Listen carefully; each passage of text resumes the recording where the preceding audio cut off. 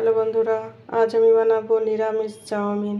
এখানে দেখো গাজর, কড়াইশুঁটি আর চাউমিনটাকে সেদ্ধ করে রেখেছি। আমি কড়াইটা বসিয়ে দিয়েছি। কড়াইটা গরম হলে দিয়ে দেব সাদা তেল। তেলটা গরম হয়ে গেছে, দিয়ে দেবো ক্যাপসিকাম, দিয়ে দেবো কাঁচা লঙ্কা। এটাকে একটু ভেজে নেব। দিয়ে দেবো একটু হলুদ গুঁড়ো, দেব লবণ। এটা আমার ভাজা ভাজা হয়ে গেছে। এবারে আমি চাউমিনটা দিয়ে দেবো।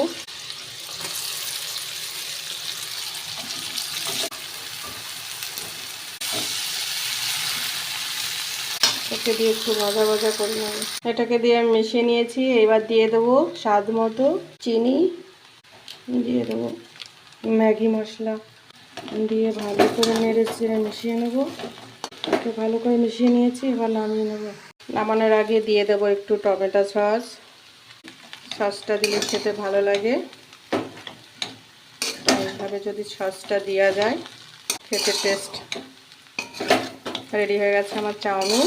এবার আমি নামিয়ে নেব।